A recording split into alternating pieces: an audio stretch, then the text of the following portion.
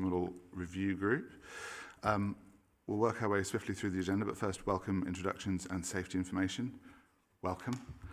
Should we go around and do some quick introductions? I will start with Councillor Brown. Councillor Andrew Brown.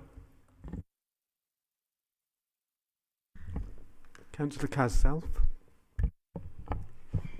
Councillor Kai Dodd Southmead. Tim O'Gara, Director of Legal and Democratic Services. Councillor Guy Pulteney, chairing the committee. Lucy Fleming, Head of Democratic Engagement and Executive Support. Taylor Meager, Clerk for the meeting. Councillor Heather Mack. Councillor Annie Townsend. Thanks very much, everybody. There is no scheduled fire alarm for today. If we hear a continuous ringing bell, we will all head out to the area near reception, out the front doors, down the ramp towards the library. Do we have any apologies for absence? One chair, so Councillor Stone has sent apologies and is being substituted by Councillor Stafford Townsend. Thank you very much. Do we have any declarations of interest? Not seeing any. Fantastic. Minutes of the previous meeting. I'm aware that a member of the committee wishes to raise something.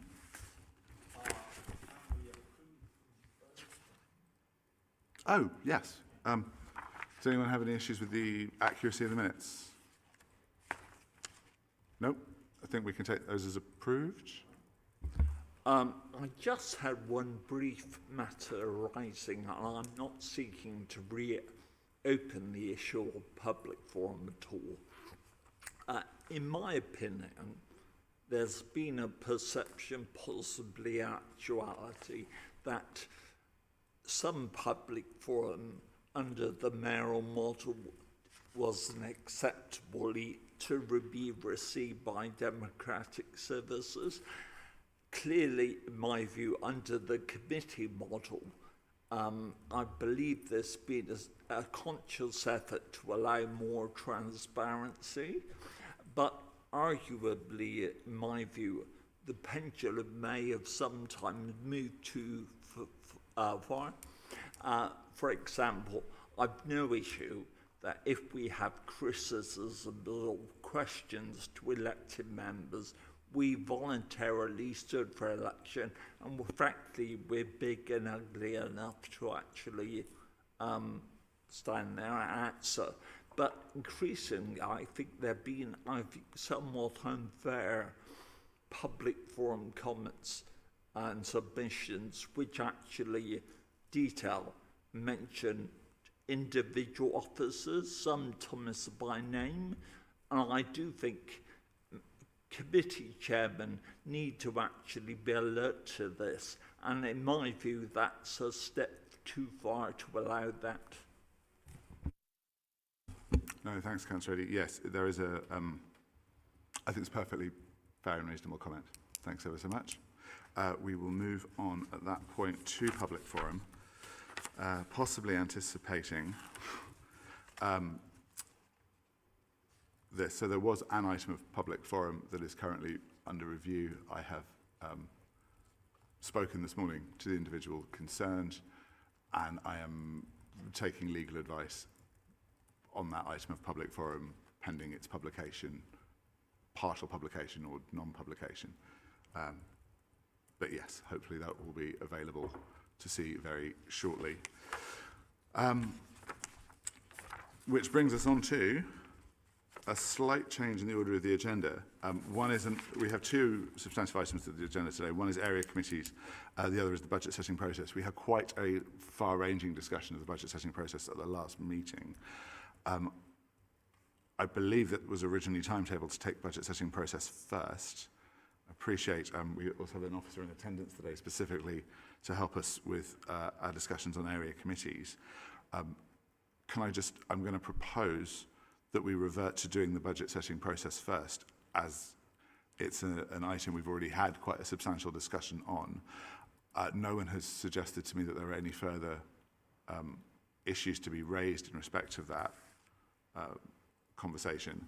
Is everyone happy for us to take budget setting process first on the grounds that it's likely to be a very, I believe, short conversation, at least today. Appreciating, as always, nothing's decided till it's all decided, and there's more to say on that later. But for now, are we happy to go through budget setting process quite quickly? No objections to that? In which case, we'll move on to budget setting process. I'll ask Tim to introduce the item. Thank you, Chair. So this as members know, is a report that we considered at the previous meeting relating to the arrangements that the Council has in place for setting its annual budget. The report breaks down into various points in terms of the procedural rules that we have, and those are summarised in section 2 of the report. What is slightly different from this report to the one which came to your meeting a month ago is on page 20 in the pack, and there's a diagram that just sets out pictorially the way that the budget setting process flows from the way that officers develop proposals through to consideration of the budget by full council and the various key stages in between. In terms of the areas for consideration by the review group, the first is the role of the finance subcommittee, which, as I said last time, and we've discussed previously, we recognise we need to seek clarity around the specific role of the finance subcommittee, and that's set out in the report. The second part of the part for consideration is the role of policy committees, and obviously there is the distinct role for strategy and resources committee as part of the formal development of the draft budget proposals, but less so for policy committees themselves. So something for the review group to reflect upon. And then finally, the role of full council and the budget meeting, which is a well-established process within the council, is something that there may be observations or comments on from members of the review group. So that's all I'll say by way of introduction, Chair. Thank you. Thanks, Tim. Do we have any questions for clarification? I have one, which was just to confirm. Thank you very much for providing the graphic on page 20 of the report. Page 20 of the big bundle. Yeah. The overview of the budget setting process. Could I just confirm, so the point at which budget proposals either become public and taken forward, or I would say rejected, but those ones which are not taken forward, that point is between confidential budget proposals, briefings for members, and budget proposals considered by the finance subcommittee. Is that right? As in the first time the public would see budget proposals would be normally in the preparation of the papers for finance subcommittee. Is that right? In short, Chair, there is the public consideration of the draft budget proposals through the formal decision-making route of the finance subcommittee, strategy and resources, and then full council. But however, we do go out to public consultation in the autumn on the sort of the wider issues relating to the budget. So, for instance, the council tax forms part of the budget consultation at that point. And we also have the MTFS is published in the autumn, which sets out the broader financial challenges that the council is facing. So that information is in the public domain earlier in the process. In terms of the formalities of the budget process and the decision pathway route, the finance subcommittee is the first formal decision point or consideration of the formal budget proposals, savings proposals, and pressures that are being addressed as part of the annual development of the budget. Okay.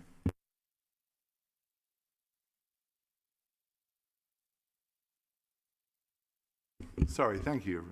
In that context then, so the confidential budget proposals briefings for members and 2 would include the chairs of the policy committees. Is that right? That's correct, yes. Great, thank you very much. Councillor Dud. Yeah, I think I've got a lot of unease with document really, and especially the flow chart there, and also with the first box being that potential budget proposals at the beginning are developed by officers, people that aren't elected, and it seems there's a massive deficit of political accountability about where budget ideas are generated from and how they come to the table in the first place. And I think if it starts off with officers bringing the proposals, people who aren't elected, I think that's a serious issue. I think there needs to be another box before that where the actual people that are elected to run the city are actually developing the budget proposals to begin with. And I guess those ideas then can go forward to officers to be drawn up properly. But to start with the first sort of step in the flowchart there to be started by people that aren't elected, I think that's a massive problem for democracy in the city over an issue with such an importance as the budget. And I think it fundamentally needs to be started by people that are elected, generating the ideas to begin with. So I've got massive concerns with this. Thank you, Councillor Dudd. Anyone? Councillor Mack? I agree with Councillor Dudd. But I actually wonder whether it's a new box or whether it's in the same box with political steer, political idea generation, and whether that's the whole committee, whether all members of committees want to be involved in that, or whether that's the chairs giving some steers and some ideas going forwards for budget proposals. And actually, I think that is part of it. It's not written. Of course, officers are acting and in consultation and working alongside the politicians. It's just not what's written there. But I do totally agree it needs to be there. Councillor Eddy? I won't repeat what I said in the last debate. Broadly, I think the system works well. I did say I agree that we should support the officer recommendation to give greater clarity to the role of the finance sub. With regard to Kai's understandable concern, I suspect it's an accurate retrospective of where we were or how we acted. The reality is we started in May with a new system of governance, with a new administration. Of course, every single policy chairman has remained the same in the new municipal year. So we'll increasingly have greater, more experienced political guidance regarding options. But I agree with Councillor Mack. I think actually it's increasingly going to be the situation, and perhaps the present flow chart reflects what has happened this past year.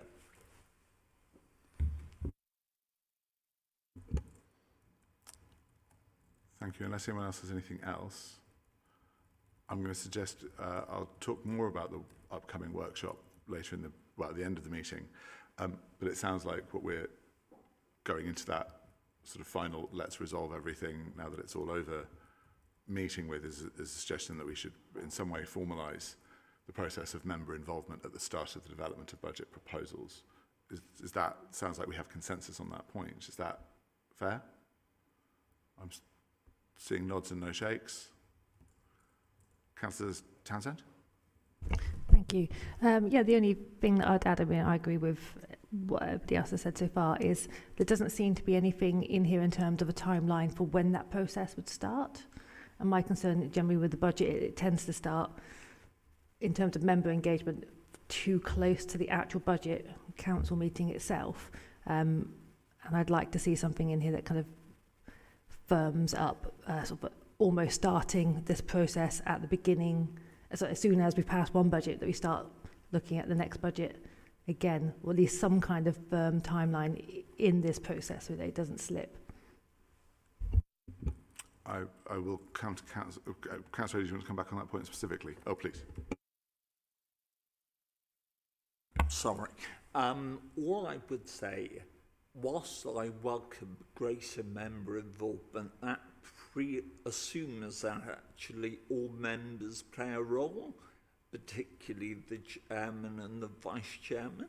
I mean, for example, my policy committee, Homes and Housing Delivery, this year, members of one group did not attend the 2 finance briefings and questions and answers. So we do expect and need members to play a full role. I concur. I mean, the way that it sounds as though we would do with Councillor Townsend's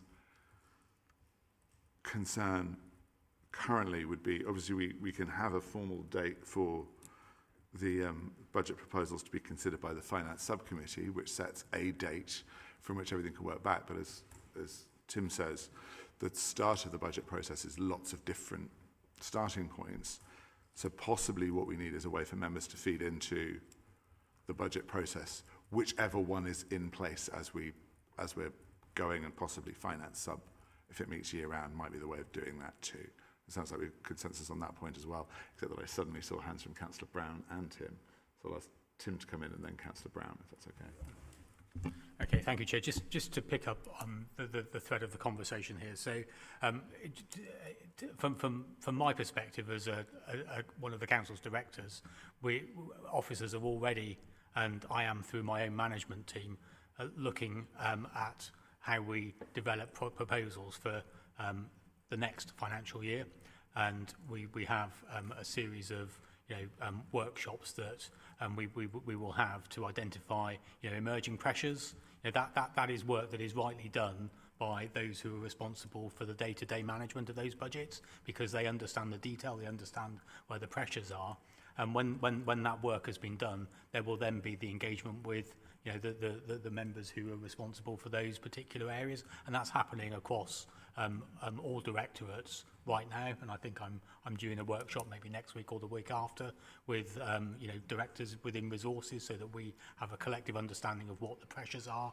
but not just the pressures, but where we've identified through our budget managers, those who understand their budgets and the pressures that are there, what the opportunities are as well. So that work is happening now as part of preparing for next year's budget. So we've come out of one budget setting process, and with a little bit of a gap, we're now going back in and starting afresh. So the member engagement from that will happen fairly swiftly.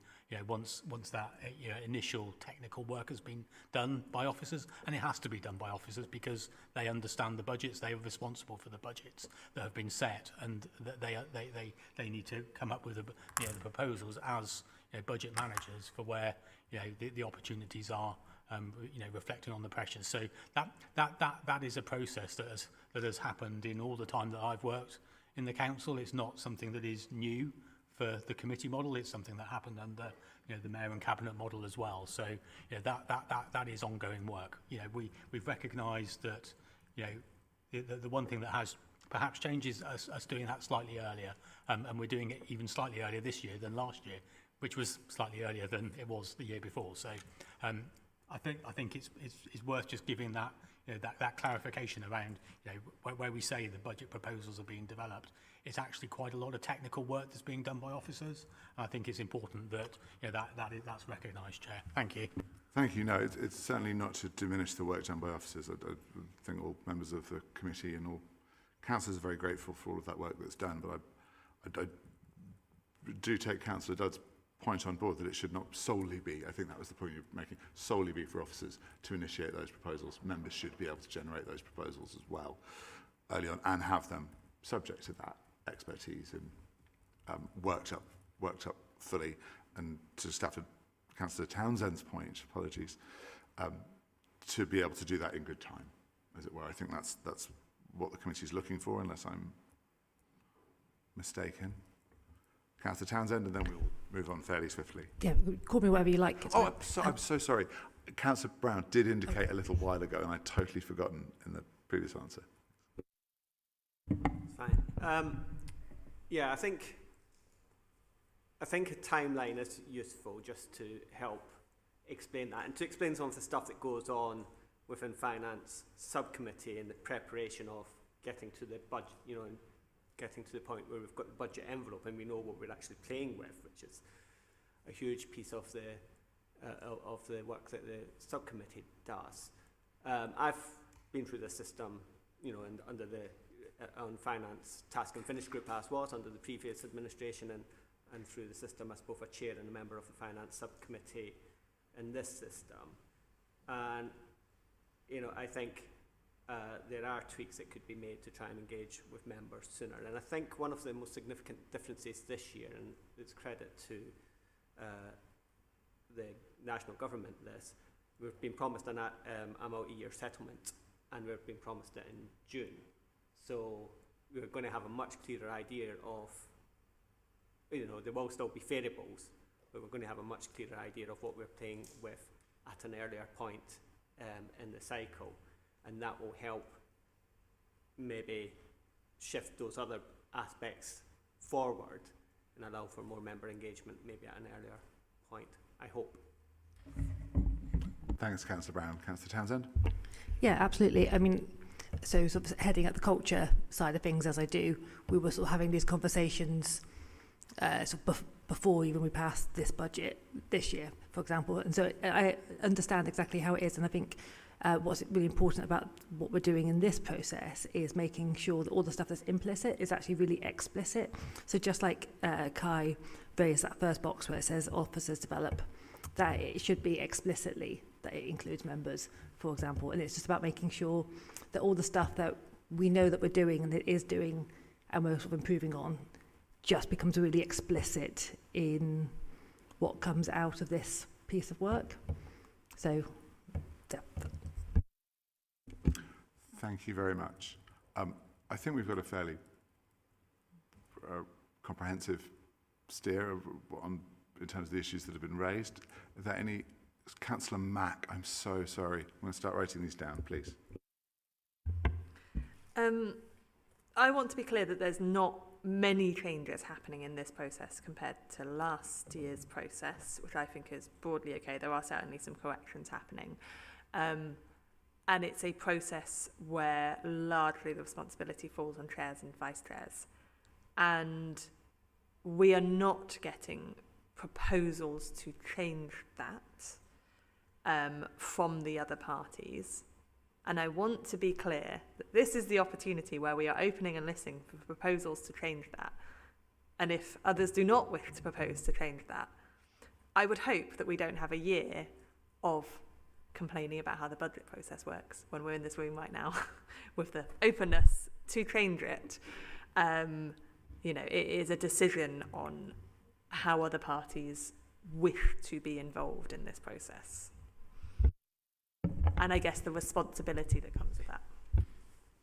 Thank you, Councillor I Bird. also just add to that, I mean, you were also complaining about the budget process when we put amendments at the full council budget meeting, so that was part of the process, and you complained about it. So I don't know if you're proposing any changes to that process as well for this year, or no? Okay. So I am actually going to make a little comment on this at the end of the meeting, just in terms of teeing us up for our workshop. I would observe the opportunity is there for any party to put in suggestions and suggested changes. And actually, we have had a suggested change that we'll be looking at in the workshop. I look forward to taking that suggestion forward in a collegiate and open and hopefully productive way. So, thanks everybody. Unless there's anything else, I think we've given a steer to the officers on the budget proposal that's pretty clear. Aside from that, I think we can consider that agenda item finished, unless anyone else has anything else. There we go. Thank you ever so much, everybody. Which brings us on to area committees. We're joined by Penny German from the communities team. Thank you very much for coming. And I'll ask Tim to introduce this report.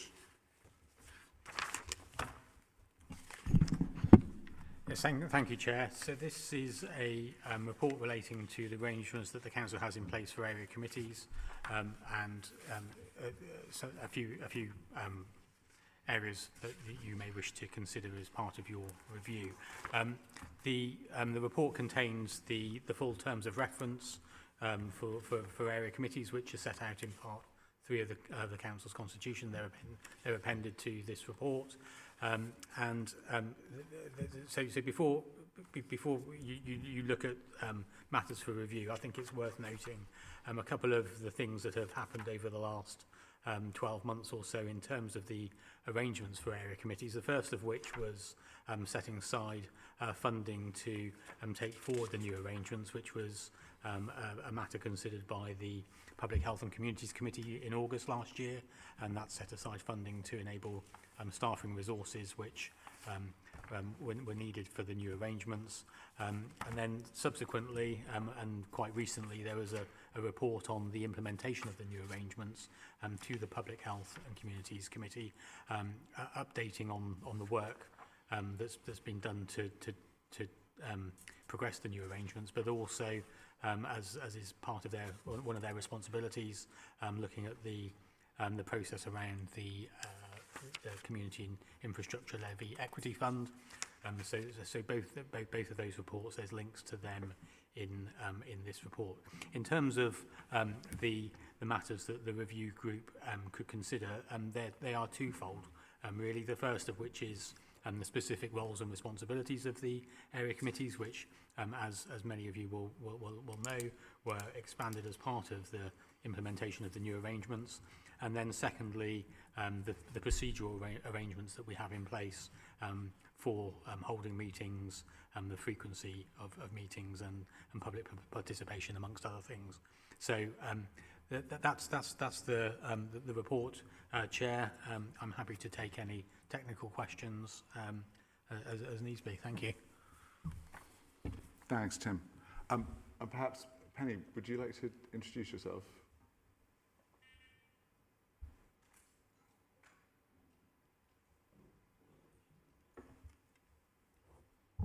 Good morning, Penny German, Head of Service for Communities. Thanks very much. Is there anything you wanted to add to the report in terms of, okay. I have a question from Councillor Dudd. Yeah, just want to say I support what's in this document. I think we should kind of leave it as it is for this year, give it a full cycle, see how it works, and then maybe it might be something worth reviewing next year, but I think we just need to let it play out and see how it works for the next year or so. So support what's in this document. Councillor Eddy. Chairman, I'm not sure whether Councillor Dudd is more concerned that I agree with him or he is with me. But I agree. You and I were the only members of the previous working group which went to council with their recommendations, I think last February. And we actually had an area committee working group chaired by Councillor Kent here. We looked at whether we could expand it. We added 2 additional items, but in particularly local transport schemes. Now, last year we had a 5-year because we agreed with the new governance structure. This year, the area committee chairman, including myself, have agreed we ought to have a value transport project here to allow transport to catch up with the previous schemes. I agree with Kai. Until we haven't bedded in, many of us haven't even had our second stage 1 meeting so far. So I would suggest we ought to leave it alone. If it ain't broke, don't fix it yet. Councillor Self. Well, I'm going to agree with Councillor Eddy and Councillor Dudd. So very strange indeed, but yeah, I think it's still bedding in. You said we're just getting to the end of stage 1. We haven't had our stage 1 meeting, and that's next week. I'm the chair of Area Committee 1. I think there'll be some learning from the first year. For me, one of the things was the sort of community engagement time felt a bit rushed and condensed. And I think the Area Committee maybe took a little bit too long to get going. If we'd had a bit more time towards the end of last year, that might have helped. But we are where we are. We've got some projects, and I think it's going okay from as far as I'm concerned. Thank you. I'd say it's good to have 2 area committee chairs. I'm assuming that's all of them. No one else has, other than, I should say, I've recently became an area committee chair myself for 3. Councillor McAllister stepped down. Given that you, Councillor Eddy, Councillor Self, have been doing this longer than I have, obviously on page 14, under 2.3, we have a list of the functions of area committees. Could I just go through, so we're now a year into, well, just over a year into the running of the area committees under the new system. Could you just take me through which of the functions we've delivered as delegated by full council?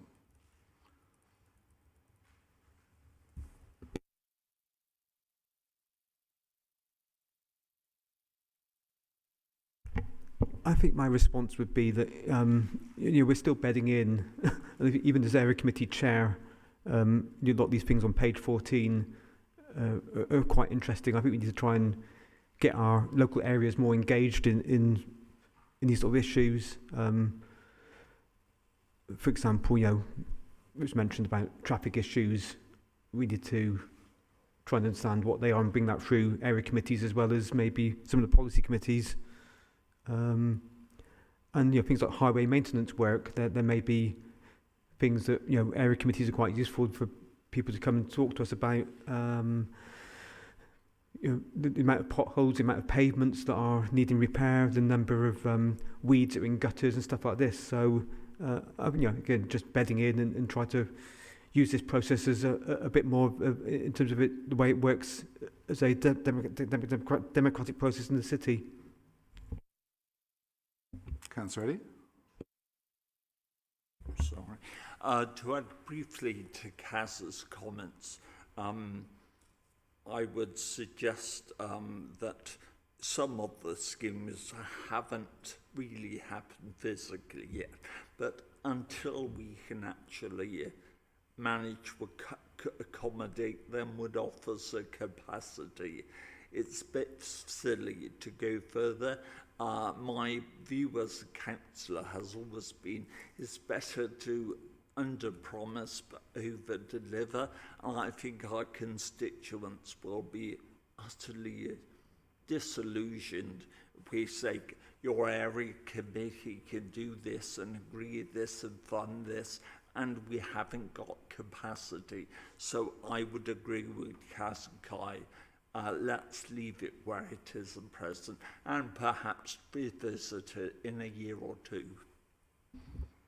I'll come to Councillor Townsend. Hi, I'm in Area 4. I'm not the chair of that, but there's a few things in terms of the functions that I've noticed that we haven't done in Area 4. The most significant one is the disposal of local authority land. We have disposed of a few through SNR, which I'm aware of because I'm on that committee, but I know it hasn't come through or been flagged to the area committee in any way. They have been largely commercially sensitive, and we've done them in non-public sessions, but there is definitely pieces of land within it. Certainly, waste provision has never come past Area 4.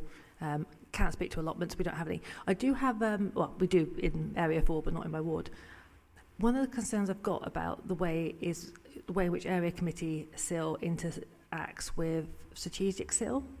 So representing the city centre, as I do quite a lot of what we do, what is done in the city centre is via Strategic SIL, and quite often when residents bring forward a area committee SIL bid, we get pushback as ward councillors that should really be covered by Strategic SIL, because say it's Castle Park and that's a park for the entire city, and so but we don't have enough Strategic SIL, or at least it's not being brought forward as actions to do. I mean, I think it's like £20 million or something to do what we'd like to do to Castle Park, which we don't have. So how do we square that circle between what's the city centre's or a ward's residence space as well as the whole city space? Like, how do we square that circle? The same for, there are some bids on harbour land that we've spoken to the harbour master about. But then that again, it's the city space as well as the residents that live there. And that's something that we've not quite got an answer except for to go round in circles. And the other thing that I wanted to flag is my ward colleague Sips, who's the Area 4 committee chair, has done a really interesting piece of work in digging out all of the area committee bids for Area 4 as it now is. And it doesn't, Area 4 used to include all the St George's. It doesn't anymore. That their SIL allocations over the last 8 years hasn't been included in his piece of work. But what we've noticed is that there's a huge amount of projects that have been agreed to have funding, but they've not actually been delivered. So in my ward, we've only had £30,000 worth of SIL projects actually delivered in the last 8 years. More allocated, but for various reasons they've been delayed, and it's not quite clear what the reasoning is behind that, whereas other wards have had like £1 million worth of SIL delivered. So those are kind of the questions that I've got about how the area committee is working at the moment or not working for some wards. So I'd like some clarification on that. No, thank you. I had Councillor Brown, then Councillor Dudd, then Councillor Mack. Yeah, I'm looking at this in terms of, I'm not quite sure exactly what's being asked when it says whether any changes are required to the roles and responsibility of the area committees. I would like to see the area committees having more responsibility and,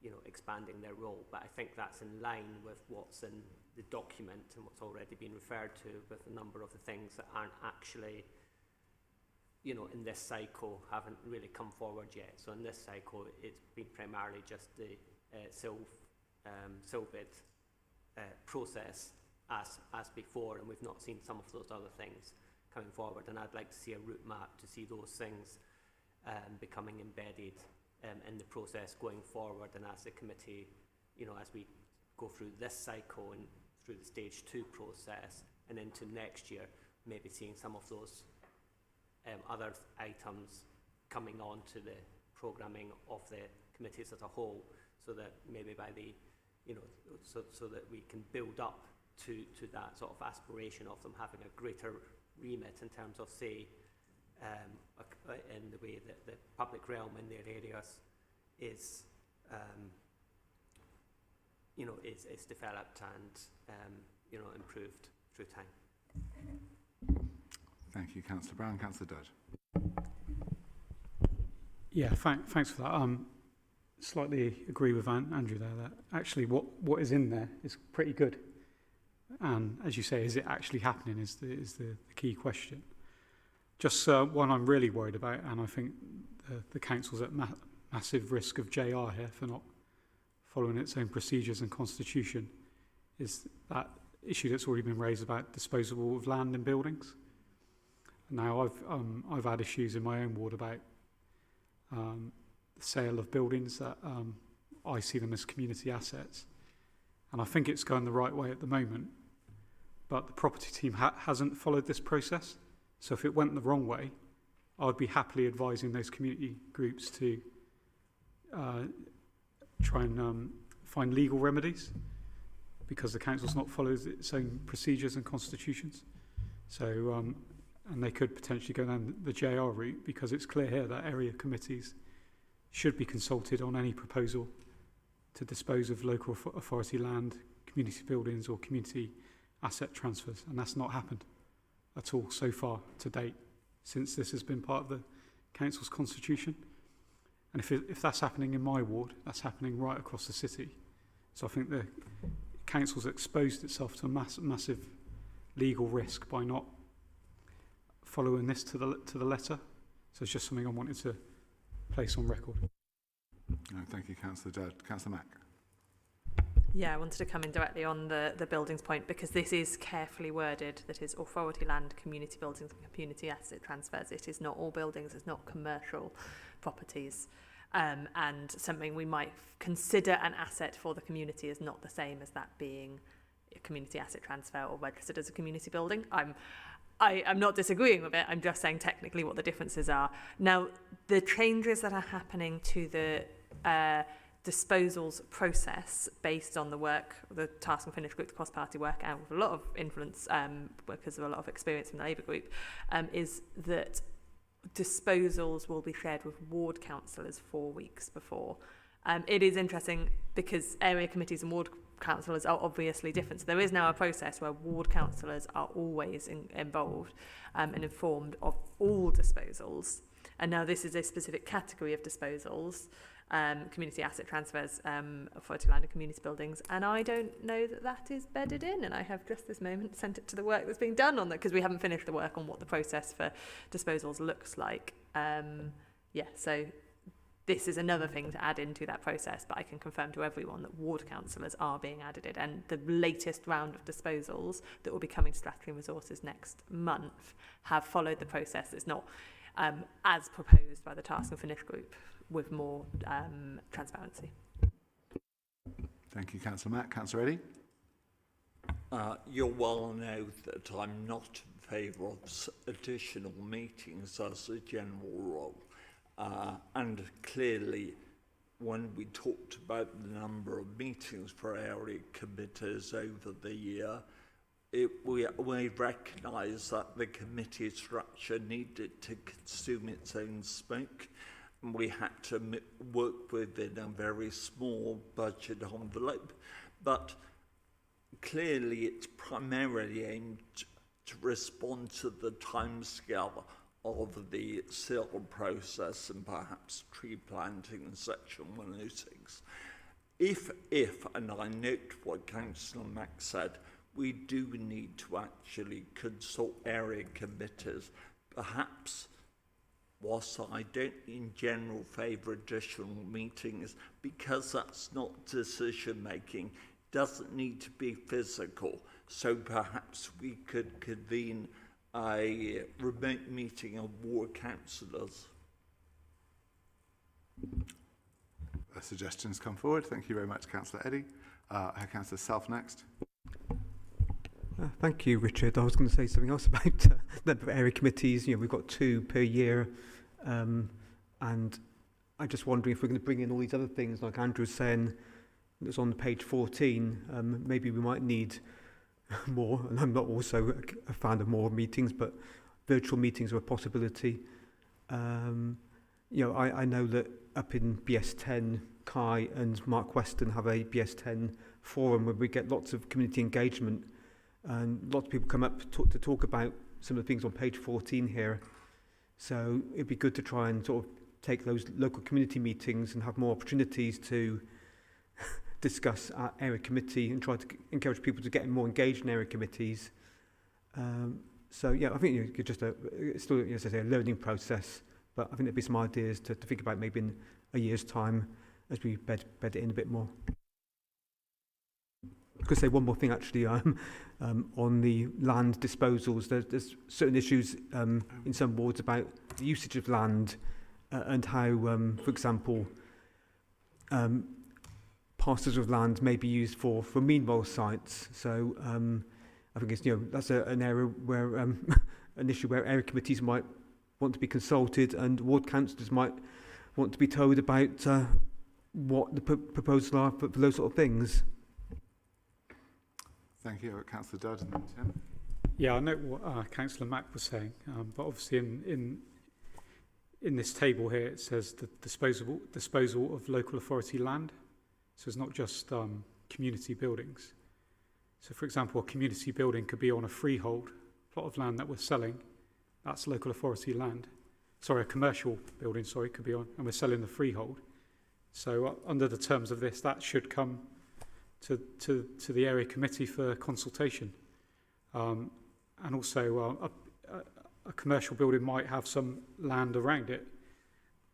rather than just the land the building sits on. So should that be discussed as well? So yeah, I just think we're open to massive risk and legal challenge, because obviously not everybody's happy when the council sells a building, are they? As we know. So Just before I come to Tim, just on this specific point, because obviously this was something that was discussed quite a lot of detail by the committee model working groups subcommittee on area committees, but the intention, I think, with this wording was to give it the broadest possible meaning, largely coming out of, there was I'm sure this wasn't an exempt session, it was part of the audit report from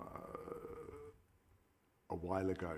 I have the feeling it was a late report that had come to Audit Committee. Councillor Brown may remember better than I, that raised concerns as to the way that the council was disposing of buildings wasn't necessarily engaging with organisational need across the piece.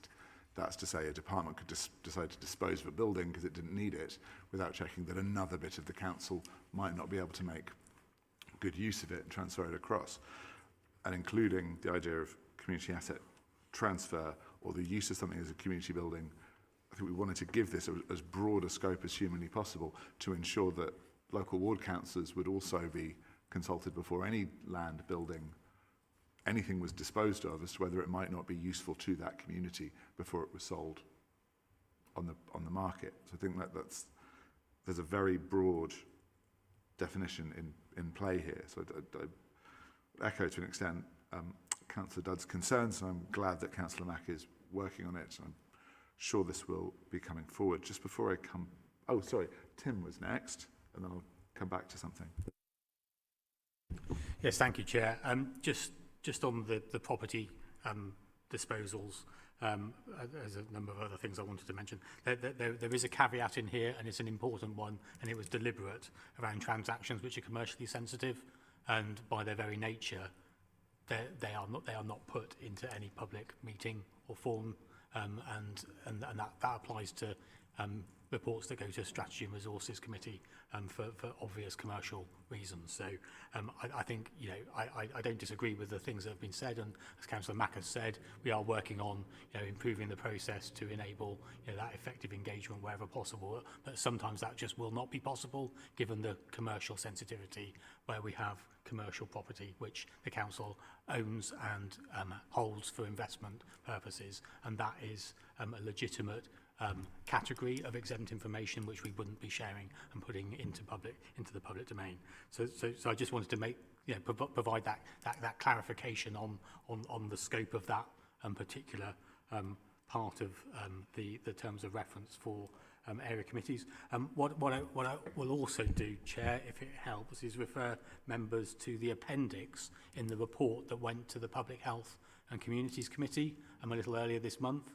And Appendix 1 to that report sets out, by reference to the specific functions of the area committees, the work that has been done over the last 12 months to progress the proposals. And as you will see if you look at that appendix, you know, quite a lot of work has been done against a number of those areas, and that includes work around parks and play areas, road safety, highways maintenance, disposal of local authority land, where we've got commitment from officers to attend the area committees to provide that engagement and advice and support to area committees.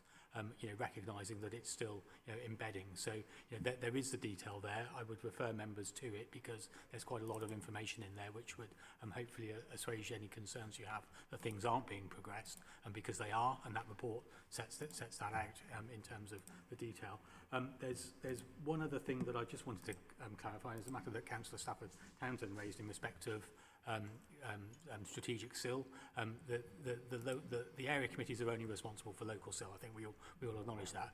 But again, I would point you to what's in our budget report, which went through full council in February, and we set out there the approved schemes for strategic SIL and I would refer members to that part of the budget report, section 13 of the budget report, for members who want to look at that in more detail. But there's significant allocations of strategic SIL amounting to circa £53 million in that report. So it's worth having a look at that if you need any further detail. And if you've got specific questions about any of those schemes, I'm sure officers will be able to answer those offline. Thank you, Chair. Thanks, Tim. I'll come to Councillor Judd, but before I do, could you just identify for me the page that you were just looking at in respect to the work done by the area committee so far in the Public Health and Communities papers?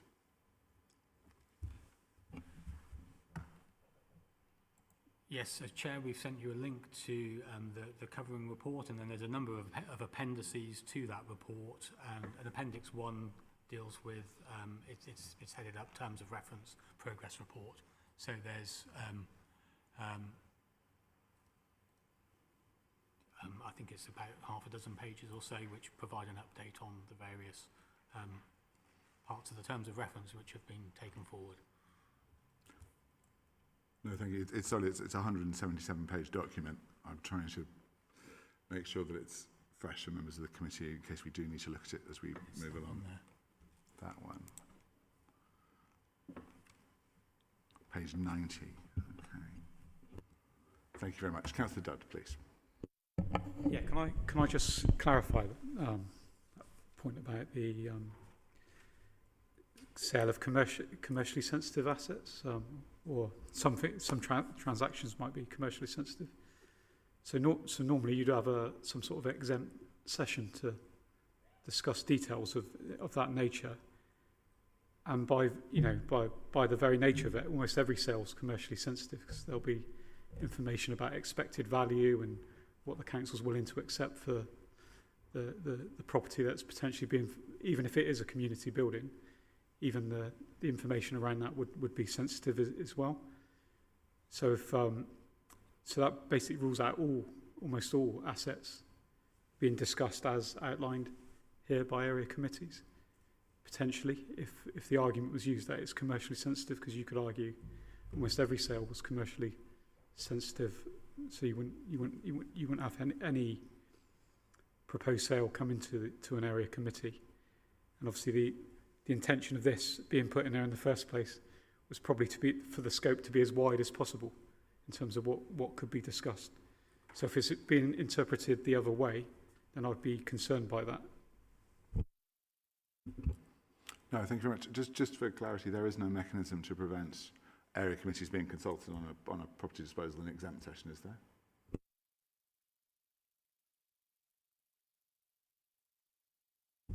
I think as a council's proper officer for access to information, I think we have to be, I have to be very aware of what information is shared and in what format.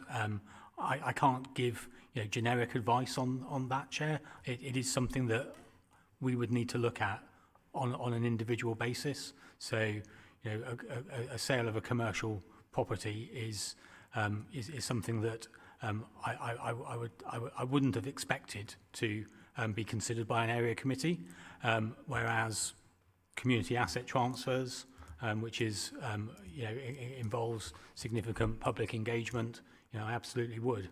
And there's various things on a spectrum in between. So I can't give you a definitive position on that, I'm afraid, because it would need to be on a case-by-case basis. No, understood. But in broad terms, there is nothing to stop an area committee having a discussion in exempt session on the grounds of commercial confidentiality or for any other reason, as far as I know. I just want to check in terms of the sort of broader application, if you like. So I think the point is slightly wider than that, though, Chair. I think, from my perspective, I wouldn't be expecting commercial transactions to be considered by area committees. I just don't think that is the intention of what is here. The discussions through the working group were around community buildings, community asset transfers, and ensuring that the area committees had appropriate role in being consulted on buildings that were essential to their community and the residents. The intention was not that we would use area committees to consider all commercial property disposals, and I think there's a clear justification for that. And as I said earlier, the caveat that transactions that are commercially sensitive is the basis for that in the terms of reference. I have Councillor Brown and Councillor Mack.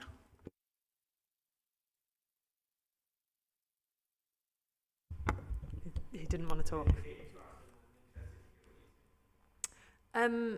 So in the property disposals process, again, I'm saying that we have embedded councillors' involvement. I personally think that the ward councillors' involvement and not the area committee involvement is what I would expect to see.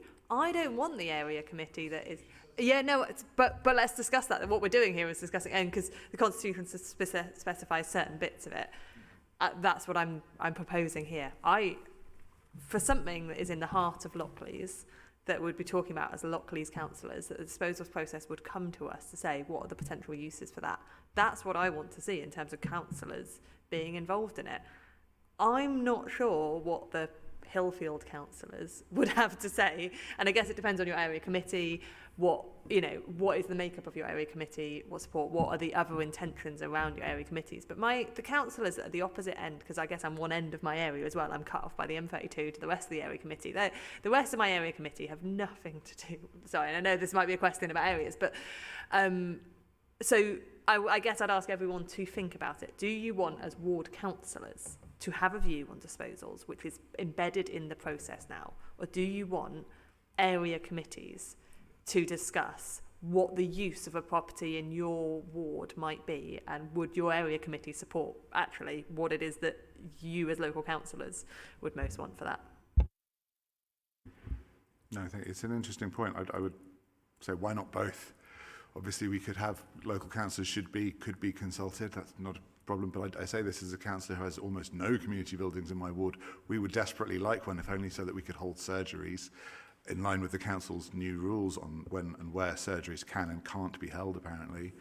It would be really handy to know if there was an asset disposal that we could take on in a neighbouring ward. I certainly have views on community assets held in neighbouring wards where we don't have an equivalent in my ward. The library, for example, on what is ironically called Redland Library, which is in Clifton Down, but is also invaluable to the people of Cottam. I would certainly have a view on its disposal because we have no equivalent service in ward. I've had Councillor Brown. I don't know if he does want to come back. Also, Councillor Townsend, Dudd, and Eddy. I mean, Councillor Mack made an interesting point, and I think it is vital that ward councillors are involved, both in the disposal process, and that's an interesting point at that stage where, is there, are there other potential uses for this building?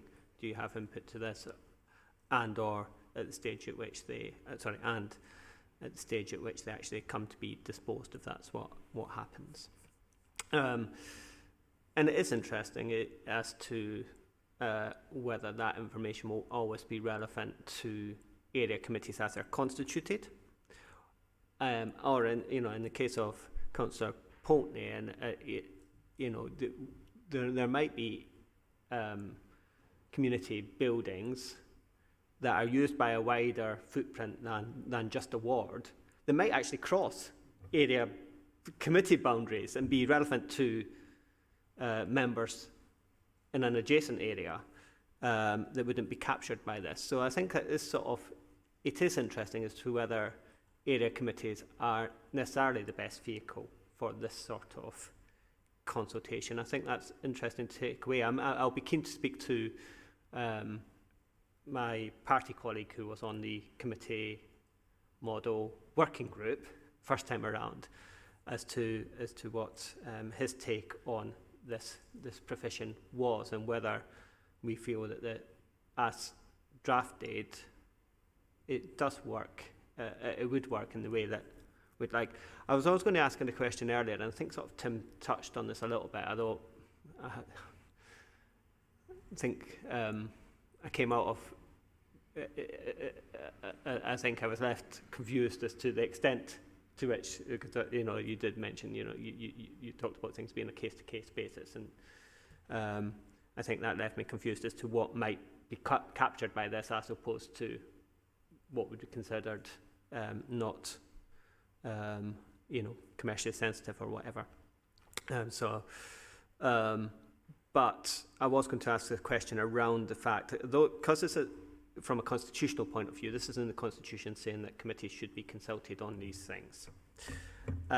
Could that consultation be by means of an informal virtual meeting, or would it have to be through a public meeting and then enacting the exemption?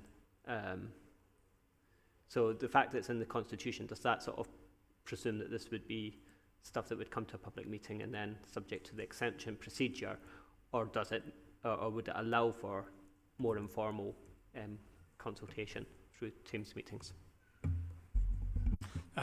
So I think the intention for the new arrangements was that we would have a hybrid forms of meetings. So there would be some public meetings which were which are required where the area committees need to make decisions. So that was the principal, basis for continuing with the public meetings. But it was recognised that there would be, it would be beneficial to the area committees to have the opportunity to have virtual meetings to enable them to have that more informal engagement. And there's, given that there is no decision that is made on the matters that are the subject of consultation per se, then they don't need to be done through a public through a formal public meeting in person. Thank you. I just, it's good to have that clarity, because again, it helps us when we're envisaging how this might develop in future. It helps us with, when we are thinking about resource implications as well, because if there's things that can be dealt with case by case on an informal, virtual meeting basis, they don't have to be programmed into extra actual meetings. That makes, that's useful to know.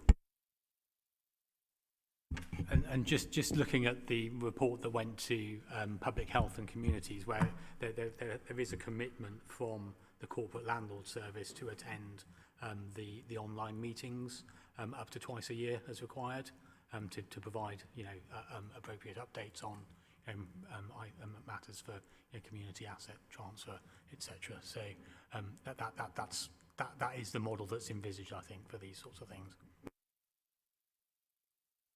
Councillor Townsend. I'm going to go off on a tangent, so if anybody else is wanting to respond directly to the main thread, you can come back to me. Will do. I next have Councillor Dudd, then Eddie, then self. Yeah, sorry, I think we probably need to wrap this up, then we're going around in circles. But I just think just the point there when it mentions local authority disposal or local authority of land, and I get the point that building in a certain location impacts more than one ward. I'll just use an example. It might be employment land that we're selling. So maybe not in the traditional sense of a community impact, but an impact on the employment of people that live in my ward. I'd be very interested for that to come in front of an area committee for discussion, rather than just something that's seen as traditionally a community asset. So if something like that does come up in the sort of vicinity of Southmead and the area committee I'm on, I'd be very interested to hear about that and the impact on employment, rather than just direct traditional community matters. Thank you very much. Councillor Eddie was next. I fear I must be getting dangerously left-wing, Chairman, because I agree with Kai's comment about going round in circles. But briefly, my main point was to respond to Councillor Mack's sensible, in my view, challenge about whether ward councillors or the area committee should look at these things broadly.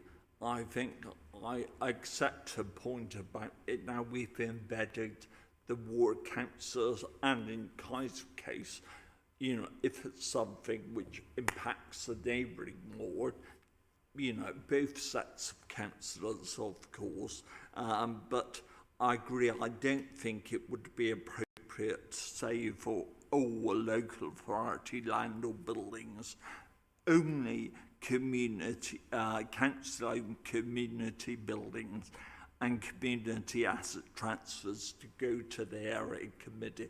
So I'd be quite happy if we just revise the wording to that effect.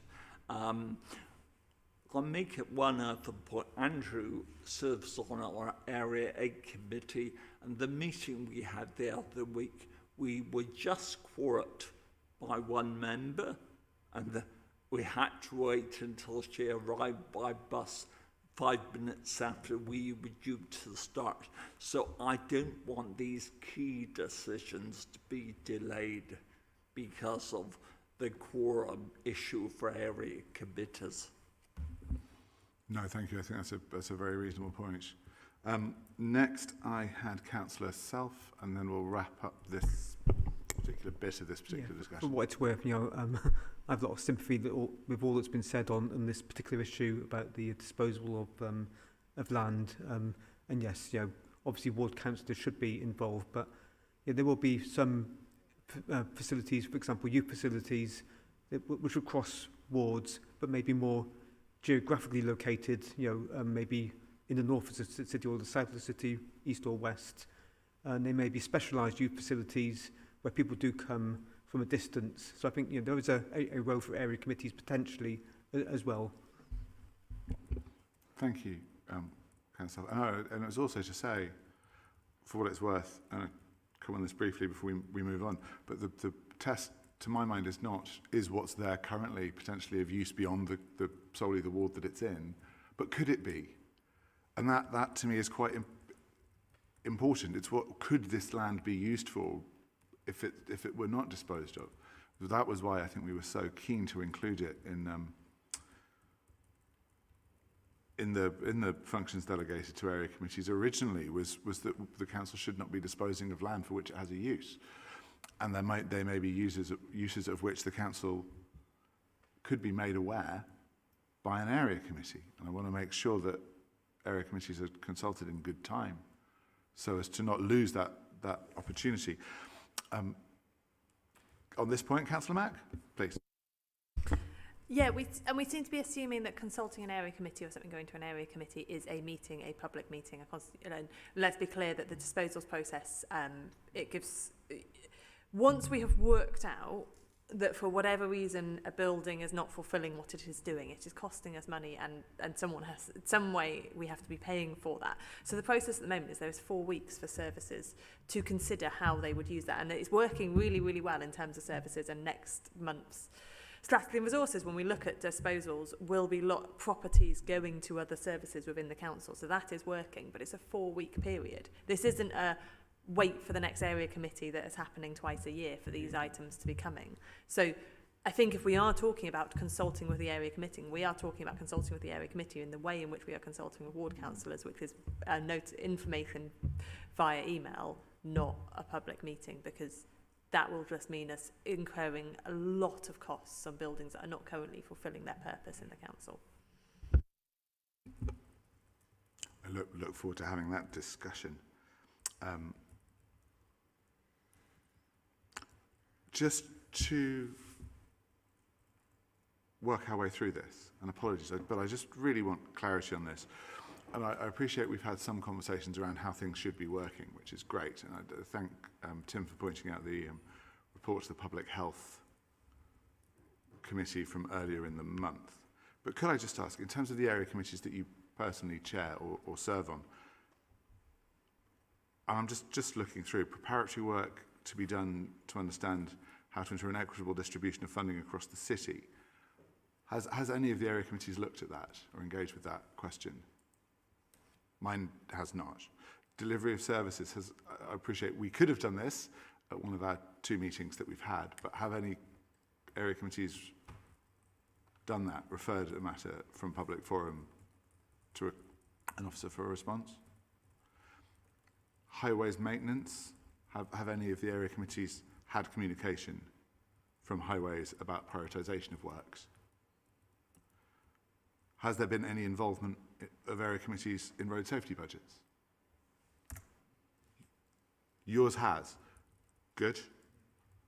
Right, let's have a look at any of those. Parks and play area. Oh, sorry, yeah.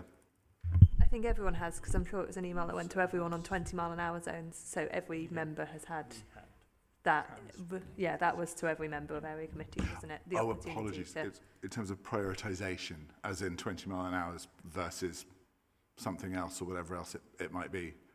My view is giving a feedback on where we would like 20 miles an hour and how that would work is an engagement in road safety. Good. No, that's sounds positive. Parks and play areas. If any area committee's been consulted on parks and play areas. Yours has. Fantastic. Yeah, we have. Disposals, I think we've gone into in quite a lot of detail already. Allotments is obviously comes up very occasionally, but not particularly often because it's a SIL thing. S106 can fund. Oh, and section 106, of course, yeah. So that is a way in which, because we have got S106 for allotments. Great. in our area.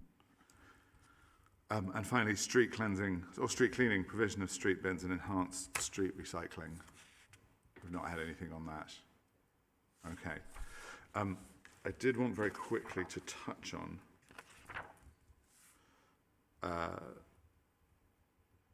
the sort of process by which this has happened, and particularly the decision to have a transport fallow year.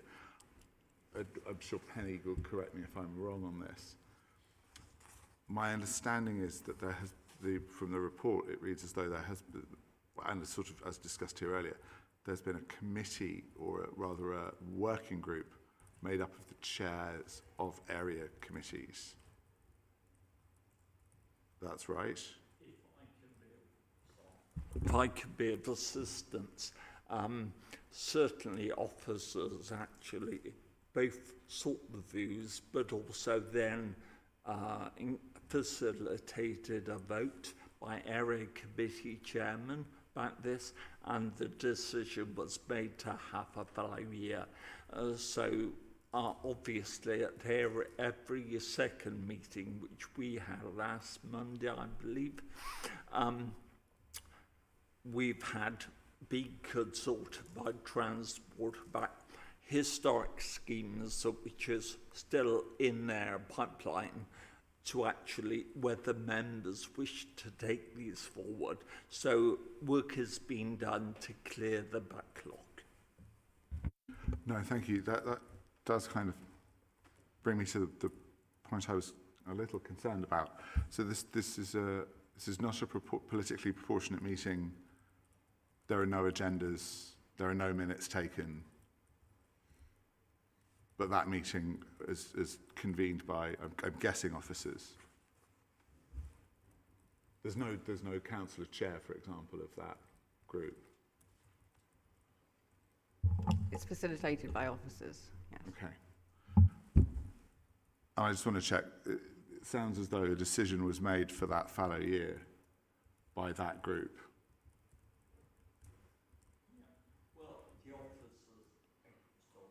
The officers canvassed our views, and we had a democratic vote about it. So Kaz and I were involved here. Yeah.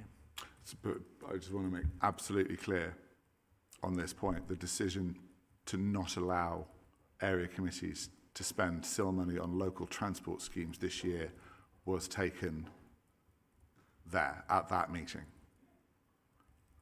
Councillor, nods from Councillor Self and Councillor Eddy. Councillor Mack?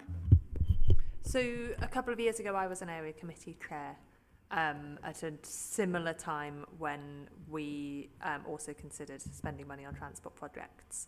And I'm just trying to recount the process there and just check if there are similarities to the process here. So similar in terms of an officer convened meeting where a suggested steer was agreed and then shared with all members of area committees in terms of a way going forward. So I'm just checking here.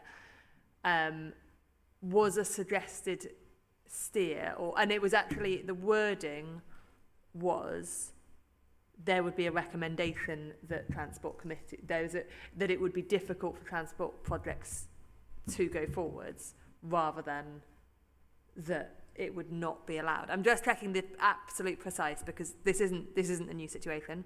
We haven't had transport. There was a fallow year of SIL, and then the year before that we didn't have transport projects. So this has been 4 years of no transit. This isn't 1 year. This is, and I was involved in the first time round. But I'm just trying to check the similarities there, because I was comfortable with how that worked, which was not that the area committee chairs said this is what's going to happen. It is that there was a way of wording to all members of area committees. But I think that there was went out for maybe not agreement, but a suggestion to area committee members. And it wasn't a definite no transport projects. It was just it would be difficult to take them forwards. It doesn't sound like quite the same thing, if I may. That sounds quite different. As an area committee chair now, but as a member of an area committee before, I haven't been able to put forward transport schemes this year. That was the advice that I was given. That's what we were told. We were told you cannot do this. You are advised not to do this. It may not be completed on time. They will not be considered. And I'm now curious as to know what the basis for that decision was, if it was that meeting. I would need to check the actual advice that was given. Yeah. My understanding was that all of the area committees were consulted, so all members were consulted about that, but I would need to check. I can categorically say that wasn't the case. That would have been done through the area committee chairs, so yeah. Right. Councillor Self, Councillor Townsend. So I can confirm that it was a vote from area committee chairs. I don't think necessarily all area committee chairs were in the vote, because I think from my own recollection I maybe left the meeting early, but certainly from my point of view, I tried to consult with my area committee members and the Bristol Labour group as well, to make them know that this was a proposal on the table. There were some suggestions that came forward from members, but it was a vote of area committee chairs at the end of the day. Councillor Townsend. Thanks. Just to confirm, I don't recall that Area 4 councillor were given the feed-in. It was more that we were informed of the outcome of the chair's conversation, rather than having much of a say. I know we had a little bit of a pushback about the concept, but we definitely didn't vote on it as a area committee in order to get the chair to then vote in a particular way, for example. And obviously I wasn't privy to the actual chair's meeting. Thank you, Councillor Townsend. Councillor Eddy. I agree with all those Mr. that it was somewhat slightly different regarding this year than what Councillor Mack recalls a few years ago. And as Cass has said, it was actually a vote of all area committee chairmen. But in my view, I think we're in danger of getting hung up about this one issue. It goes to the credibility of the system. No councillor is happy we're not progressing new transport schemes, but frankly, many of these schemes go back to the time of neighbour partnerships, and they were just, we didn't have facilities to progress them, and the officers, there weren't officers in place. So frankly, as I've said before, we are actually undermining the credibility of area committees in the eyes of our constituents.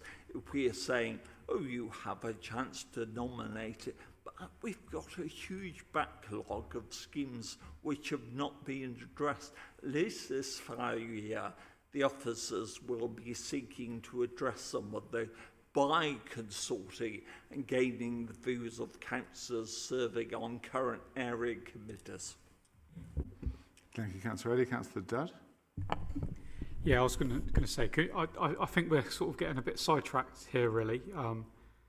I think in terms of what's actually on paper here, it's quite good in terms of what's delegated to area committees. I think we all probably agree on that, and there might be, I don't know, from your point of view, you might think one or two more things should be added.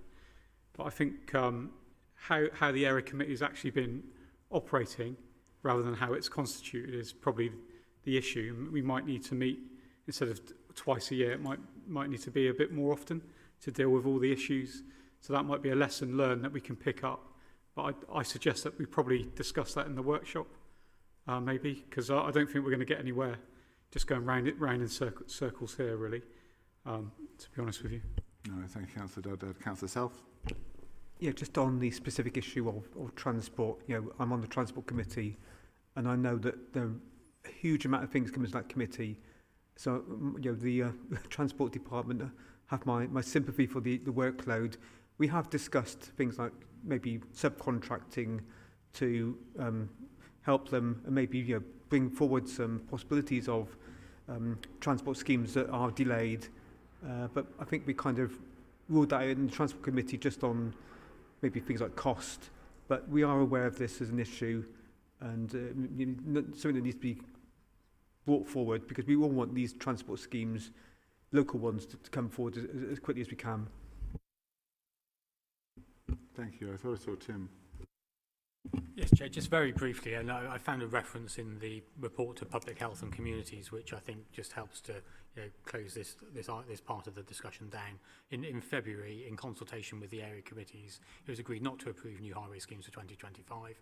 This is due to the significant number of schemes already agreed by area committees that are still to be delivered and the need to revise the delivery costs. So that's referred to in Appendix A1 of the report that went to Public Health and Communities Committee in a little earlier this month. So it's documented, it's clear, and it's set out in a public report that's the position that's been reached for 2025. Thank you, Chair. Thank you. And by whom agreed?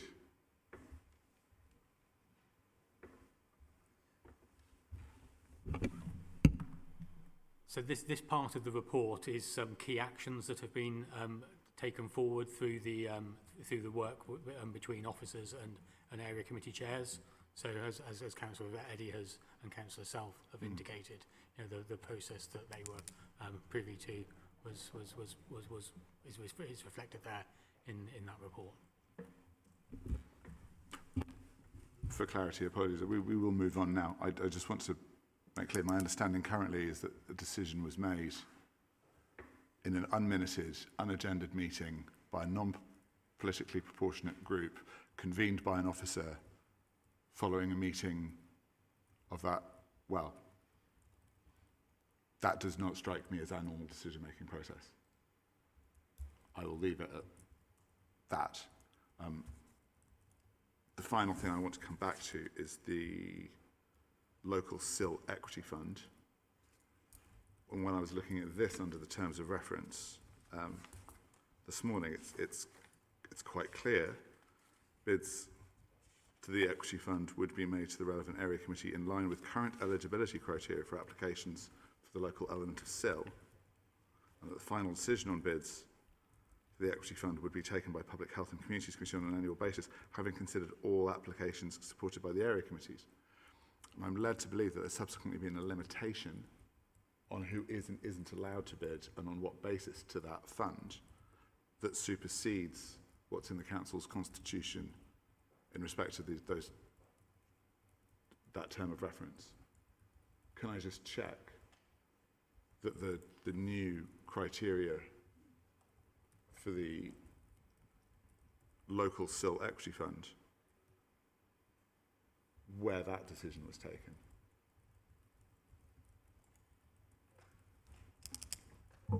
Could you just repeat your point, sorry? Well, apologies. We have a decision of full council and a constitutional what it says in the Constitution is that the bids to the Equity Fund would be made to the relevant area committee in line with current eligibility criteria. The eligibility criteria for local SIL are well established. And then under F, the final decision on bids for the Equity Fund will be taken ... having considered all applications supported by the area committees. I'm given to understand that the criteria for bidding to the Equity Fund have been limited now. So As in my area committee is not able to bid. We are 15% of the fairly derisory amount delegated to area committees is being top sliced for the Equity Fund. My area committee is not able to bid, I don't think, for any element of that funding. And I'm curious to know on what basis. So the criteria for the Equity Fund went to the Public Health and Communities Policy Committee in May, and all that's being considered by all area committees, and all of the schemes that are approved by area committees for the Equity Fund will be considered by the Public Health and Communities Committee. So any area committee can submit anything to public. Against the criteria for the Equity Fund. And are those criteria different from the eligibility criteria for the local element of SIL, as outlined under 8.2a? I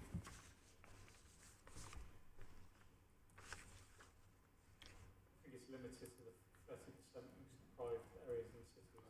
That was my thinking. Yeah. That's what I'd heard as well. So that there are two key aspects to the Equity Fund. There's the areas of deprivation, and then there are applications from equalities-led groups, which could be from any part of the city. So that's not geographic. So those two criteria have been added Yes, by Public Health. by the Policy Committee. Okay. And can I just check what status that has in relation to the terms of reference for area committees in the Constitution? As in, does that supersede what's in the Constitution? Chair, if I may. Please. So, Chair, I think what went to the Public Health and Communities Committee complements what's in the terms of reference. The terms of reference are fairly generic in terms of the process that needs to be followed, the procedure, and it doesn't make any further reference to the matters that Penny German has raised there. But I see no inconsistency between the approach that's been adopted in the methodology for the Public Health and Communities Committee and the terms of reference for area committees and the specific points in the terms of reference about the Equity Fund and the process that needs to be followed. The area committees themselves are the ones that sponsor anything going forward. That's the starting point for anything that will come forward as part of consideration of whether something should be submitted to be considered by the Equity Fund. So it ultimately rests with the area committees, as per the process here, to champion or not something that would then be put forward for the equity, the local SIL Equity Fund, and then the process that's set out in the Public Health and Communities Committee report sets out the criteria that will be applied to differentiate between bids and to award the funding on an equitable basis. There needs to be some criteria that need to be applied. There's no specific reference to criteria, but in the same way that we would award any pots of grant monies or otherwise, we need to have a defined set of criteria, and it's right, given that the Public Health and Communities Committee is responsible for making those decisions, that they have agreed their criteria in advance of making any allocations, which I think, Penny, would be later this year in the autumn. Yeah. Thank you, Chair. I see. So just for clarity then, any area committee could submit any bid to the Public Health and Communities Committee under this process, and the Public Health Communities Committee would be required to consider anything. It's just that they won't give any money to, but as in their criteria will cut out, as it were, any bids that don't meet the criteria they've established. Is that right? So the area committees that are just meeting at the moment are considering phase 1 SIL schemes, and that includes the equity schemes. So area committees are advised which schemes meet the equity fund criteria, and area committees are deciding which of those to put forward to the Public Health and Communities Committee for consideration. Councillor Townsend? Yeah, I think it'd be good to have more clarity in terms like actually in here about their eligibility and what actually counts as being eligible. There's two criteria that you said earlier, perhaps in this document, or just generally, because one of the problems we've had in Area 4 is, so Central Ward obviously has a lot of privilege in it, but it does also have some of the most deprived neighbourhoods in the city as well.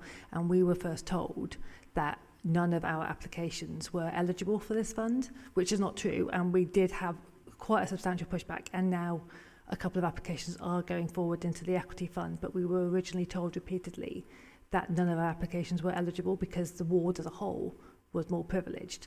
And so that's a so that's a massive problem in the communication of how this fund is being administered. And I worry about then that misunderstanding could then ricochet onto Public Health and Communities making the decision if there's a misunderstanding of what's eligible and what the eligibility criteria is. That does sound like quite a serious concern that we'll need to clarify. Thank you. My only other query, just before we move on, was related to the actual decision-making process for SIL. Now, obviously, for new councillors elected in 2024 into this new system, SIL remains the only discretionary budget that councillors sort of have access to, as it were. In other words, if I want to get a park bench put in my ward, or as it says in the Port of Public Health and Communities, if I want to get a new bin put in my ward, for example, SIL is the way to do that. The Community Infrastructure Levy Fund is the only way I can do that, really. Equally, I'm thinking particularly of two really nasty spots where I've got quite dangerous roads, and I'd like to put in some sort of, or start the process of putting in some sort of traffic calming measures there.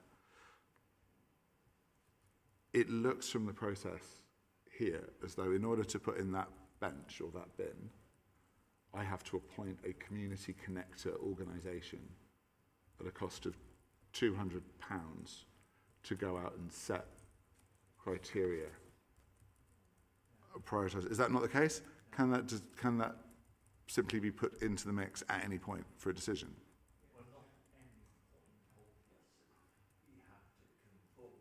With the officers' deadlines, but yeah. So how long would it take to get that relatively low item of expenditure through the process? Just go through the normal annual process, won't it? So you put it in when the process starts. You have the decision meeting normally around November, and if it gets authorised, then the budget's allocated, isn't it? And then it's down to the contractor to put it in. So it's just an annual process. So you won't. It's not something you can access, next week and then get the bench in the following week. You have to follow the annual process. Councillor Mack? If the rest of this meeting is going to be questions about the documented SIL process and the documented equity fund, which I feel like I've had loads of briefings on this year and how it runs, and we're not going to get into proposals or discussion on changes, I really have other places to be like, I'm sorry. We've had quite a while now on just going over the equity fund, which I had a fabulous briefing and understood all of the criteria. So are we discussing changes, or are we discussing how you put in a SIL project? Because most of us have been doing that for a number of years. Apologies, Councillor Mack, and I do thank you for your extensive patience with these questions, and also to thank the rest of the committee. It was merely to clarify. It sounds from what Councillor Dudd was saying as though for example, to get my bin in, that will take a year to make that decision. a year to make a decision on a bin is the process that we currently have. And just to clarify, because of the fallow year, on transport, as decided in that, let's call it a meeting, where it is, to get my crossing looked at will take 2 years. If I'm lucky. That's just to make the decision, to be clear. That's not to... this is why... And apologies, Councillor Mack. This is why I felt it was important to raise this. I feel a year is too long, simply to make a decision on whether we can put a bin in or not. I feel 2 years is far too long to make a decision as to whether we can take action on a dangerous road or not. And I don't see any other process for doing either of those things. So I look forward to taking these issues forward at the networking event, which I'll come to now, unless, and again, thank you to the committee for your patience. Anyone else has anything else on area committees? Not seeing anything. No, I just want to share your concerns about the timescale. It's becoming apparent to me that it's going to take a long time. We're just getting to the end of stage one. I've got a bench in my ward that, I'd like to come through this process, and it does seem a bit odd. Just for a small thing like a bench, it's going to take so long. So, but it's a learning process. I'll concur. Councillor Townsend. Yeah, we made it as a historical problem. We funded a zebra crossing on Jacobs Wells Road 10 years ago in 2015, and I think it was delivered last year. So you got it delivered. It's not my ward anymore now. Give everyone credit for that. I've got transport schemes in my ward that are 6-7 years overdue. I have to admit, there's one scheme in my ward I've been championing since I got elected, where all credit is genuinely due to the previous councillor, Councillor Negus, who fought for it. I've just been trying to get it delivered ever since, and it's still not there. I did see Councillor Brown's hand go up. But we'll come back to it at the workshop. But I do think, just in terms of the number of areas that have been delegated to area committees, and I do appreciate the updates, but it does seem like startlingly little of it has actually happened. I appreciate work's been in train, but we're 14 months in now, almost.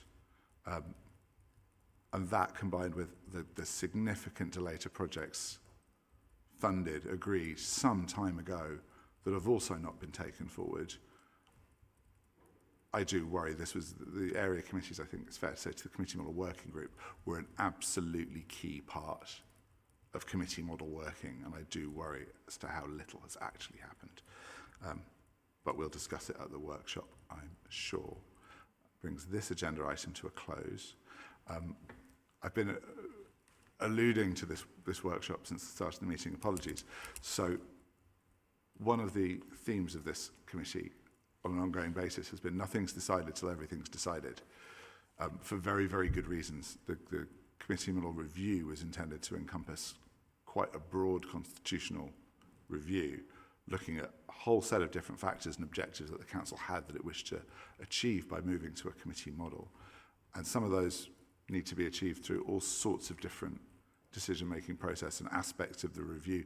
We won't know, for example, whether we're doing enough on accountability until we've looked at all sorts of different facets of the council's activities. So we will be holding a workshop, I believe, booked in for the 12th. 12th of next month, at which point we'll be able to start drawing all of the strands, all of the steers that this committee has given together into a formal set of proposals to take to full council, audit committee first, obviously. Now, I appreciate that the full glare of public scrutiny, it is not easy for some councillors to throw proposals out there or necessarily to respond fully. I do appreciate some of the groups that make up this working group are whipped, and as a result there is a need to consult with colleagues in your parties. I think all parties represented in this committee will want to do that consultation with their parties. But I really hope we do see some really robust and significant changes come forward.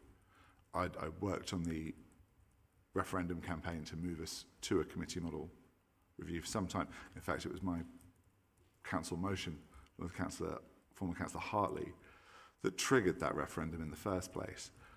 And I said it at the time, and I'll keep saying it now, but people of Bristol voted for a change, voted for a substantial change. in the way that the city's governed, one that is more transparent and more responsive, council that listens and takes notice of what people need and want, and those people who wish to have their voices heard by this institution. If things don't change, the people will vote to change them again.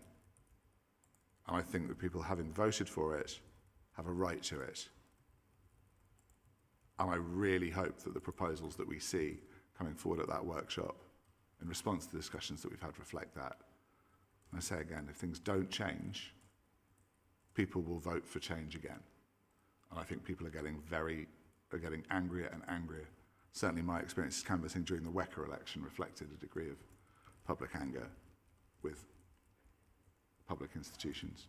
So I look forward to that workshop and seeing lots of exciting proposals for us to take to full council. I'll leave it there and thank everyone for coming today. Cheers, everybody.